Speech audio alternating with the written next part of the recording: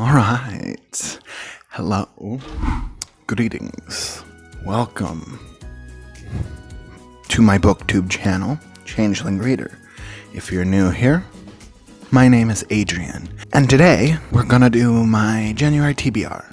I am going for a much more reasonable TBR with some books that I don't expect to finish by the end of the month, some books that I will probably finish before I'm even halfway through the month.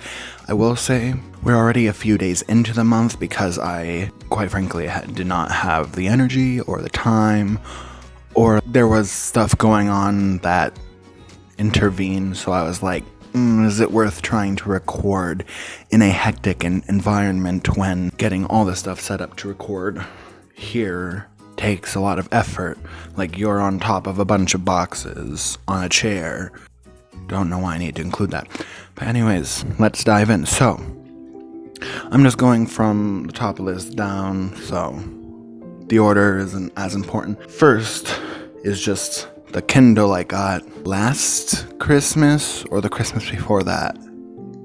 Can't remember.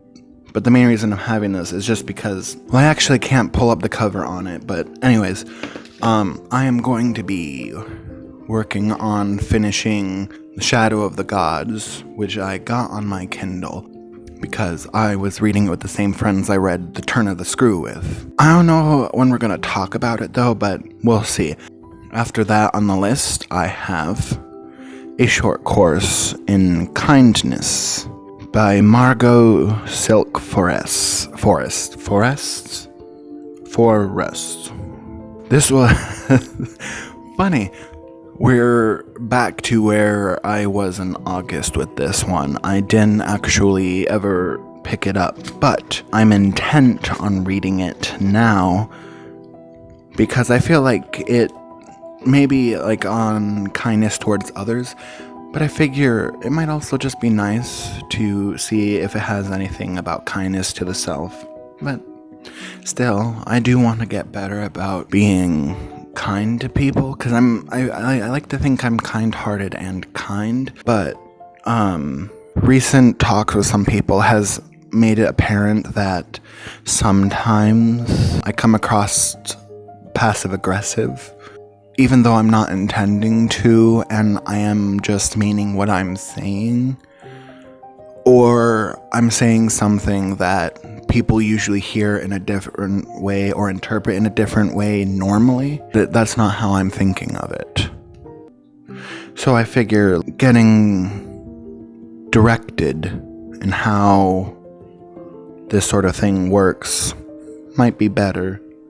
Like A Short Course in Kindness to more adequately convey my kind-hearted intentions, which is also why you may eventually see me reading body language books or variations of interpersonal dynamics related books.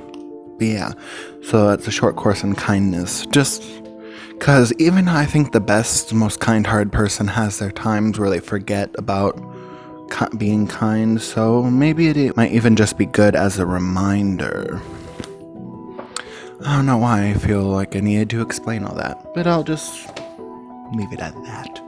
Alright, the next is one that I did start all the way back in October of 2022 for Victober, but then kind of put down because I felt like I did not have the mental space for a classic like that at the time, and I also wanted to give it a bit more mental energy. Like, I could have read it, like I did technically have the mental capacity and energy, but not enough to process it and like revel and kind of sink into it like I wanted to. But anyways, that classic is The Pickwick Papers by Charles Dickens. As you can, I don't know if you can see, but I am this far into it, only 18 pages. Yeah, I mean, I was really liking it, but from the get-go, I was like, it's Dickens. It was written and published in serialized form, so reading it in the time that I allowed myself in October would have been a bit much. Plus, with Bleak House, when I read it, I felt rushed, and that ended up kind of having a little bit of detriment to my read of it. I still loved it, but I figure I'll give myself a bit more time to just kind of hang with Dickens in his first novel. Yeah, that's the Pickwick Papers. Next is one for an event this month that I decided to participate. So, Tiffany, over at Beautiful Minutia, is a co-host of Flannery January. And I saw the live stream of it, and I was like, hey, I have a copy of the Good Man is Hard to Find collection. Why don't I read it for Flannery January? So I'm doing that. I'm joining. I was actually looking at the amount of stories, and I think it's... Hold on, let me double check. Yes, it is 10. So what I was thinking is... What might be cool is on Sunday to start reading this and every day read 1 or 2 of the stories and kind of do like a daily check-in about each of the stories and then do like a wrap-up at the end of the week and have it be like a week-long vlog of reading this book. Alongside the other books, of course, but I thought that might be cool. Yeah. Because then I'll have this done before I go to college, because I have to return to college on the 21st.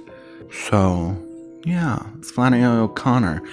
I've read A Good Man is Hard to Find before it was either early high school or late middle school, but I'm pretty sure it was early high school. And, I did talk about it in a post that Tiffany shared about the Flannery January announcement live stream, where I said that I kind of read it really fast before anyone else finished, and I didn't really feel like I sat with it, so I'm technically considering this the first time I'm actually meeting Miss O'Connor in her works. And it'll be interesting because a lot of people seem to really love Flannery O'Connor, which was interesting to find out and really made me excited to read the short stories, even though I haven't always been one who's big on short stories. But yeah, so Flannery O'Connor, A Good Man is Hard to Find, and other stories. I look forward to reading it. Okay, now the next one is one that I did mention in my video where I did kind of like a check-in and wrap-up of what I read since July. And it's the book club read. Oh, I didn't even say what the book club was called. It's the Overbooked Book Club. For December, the book club decided, because we were only going to be there for half the month, and then we'd be returning for the final kind of half of January, that we would just do one book for the whole time. And it ended up being Frederick Bachman's Beartown. This is not my copy. This is a copy that I was given by the book club. So it's borrowed. I have to return it at our meeting at the end of the month / beginning of February when we meet to discuss it. I'm both looking forward to it and dreading it because of the trigger warnings, because of some assault, stuff like that. Plus, when I read A Man Called Ove, Bachman made me cry. So this is Beartown. Don't know if we'll see how it goes, and if I end up wanting to read the other two, because this is the first book in a trilogy. Yes. Yeah. So there's that. Alright, the last one that I have for sure on this list is The Great Hunt. I have not finished this, even though I have such a little bit left. I don't know if you can see that.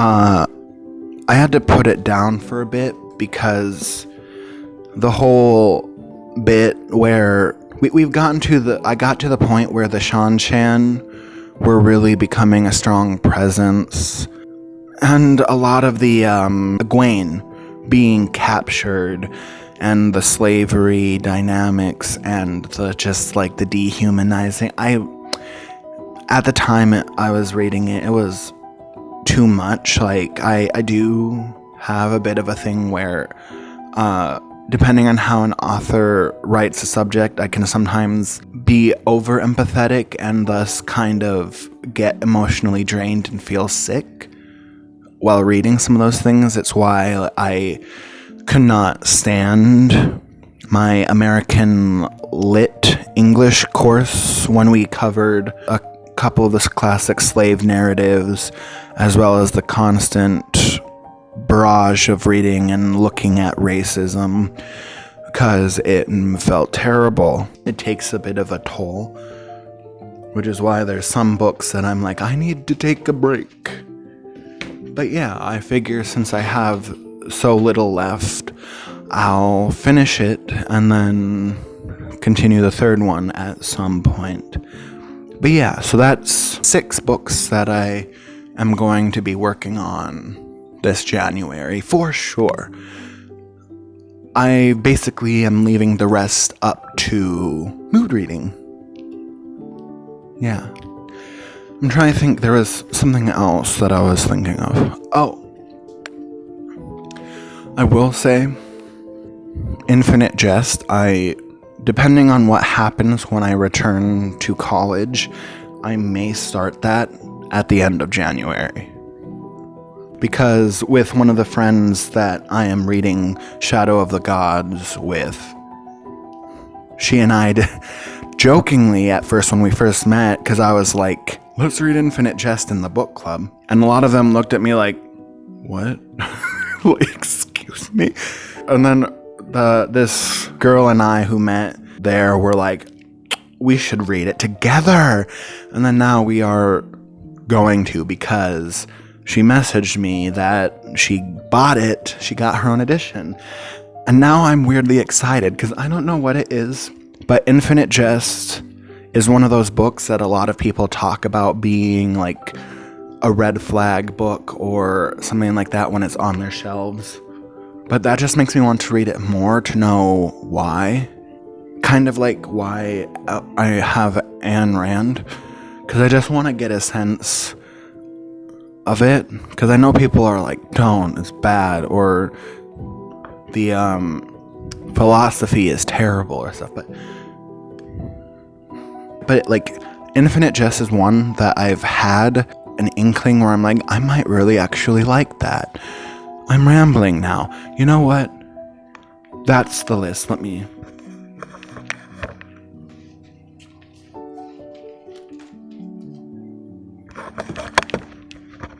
Alright, so there we go. 6 books that I am going to be reading. Or, finishing or reading.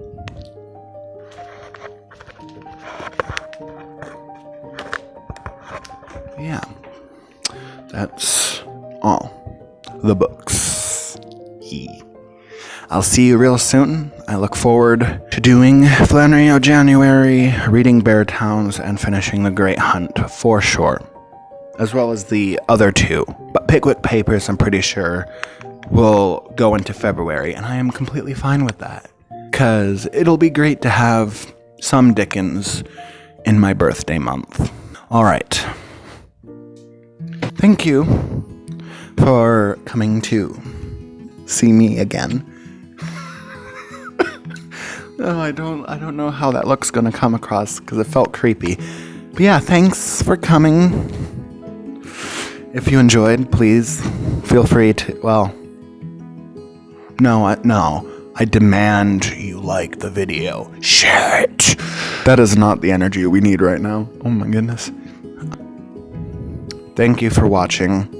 Like, comment, subscribe if you haven't already. I'd appreciate it.